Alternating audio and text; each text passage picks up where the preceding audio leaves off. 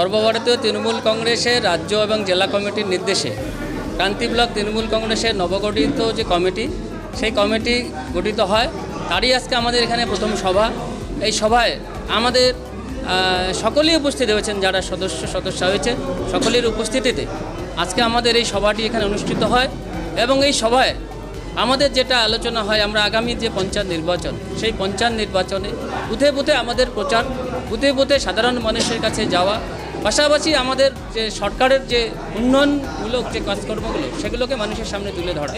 পাশাপাশি আমাদের বিজেপি যে সমস্ত চক্রান্ত করে যাচ্ছে, এলাকার মানুষকে ভুল বার্তা দেওয়ার জন্য যে এলাকায় তারা প্রচার চালিয়ে যাওয়ার চেষ্টা করছে, সেগুলোকে আমাদেরকে জবাব দেওয়া সাধারণ মানুষের কাছে।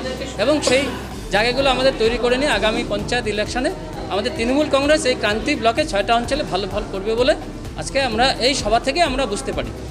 এবং আগামী দিনের জন্য আমাদের যে পরিকল্পনাগুলো সেখানে গৃহীত হয়, আমরা কিভাবে আমাদের এই এলাকার সংগঠনকে শক্তিশালী করব এবং সংগঠনকে কিভাবে এগিয়ে নিয়ে যাওয়া যায় তার পরিকল্পনাগুলো এখানে হলো।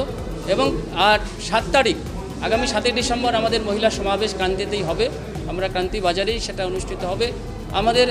আমাদের পশ্চিমবঙ্গ রাজ্য তৃণমূল কংগ্রেসের মহিলা সভানেত্রী তথা আমাদের বাংলার অন্যতম মন্ত্রী চন্দ্রিমা ভট্টাচার্য এখানে উপস্থিত থাকবেন, জেলা সভানেত্রী মহুয়া গোপ, আমাদের এলাকার মন্ত্রী বিধায়ক বুলুচিক বড়াইক সহ আমাদের জেলার নেতৃত্বরা এখানে উপস্থিত থাকবেন। 7 তারিখে আমাদের এখানে সমাবেশ হবে, সেটা নিয়েও আমাদের আজকে এখানে আলোচনা হয়।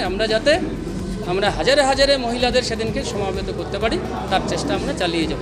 তাই এই সমস্ত সিদ্ধান্তকে সামনে রেখে আমাদের ক্রান্তি ব্লক তৃণমূল কংগ্রেস আগামী দিনের জন্য আমরা এলাকায় সুন্দরভাবে আমরা কাজ করব, মানুষের পাশে থাকব। যেহেতু আমরা সারা বছর ধরে তৃণমূল কংগ্রেস মানুষের পাশে থাকে, বিজেপিরা থাকে না। বিজেপি শুধু ভোট আসলেই তাদের দেখা যায়, ভোট শেষ হলে তাদের আর দেখা যায় না।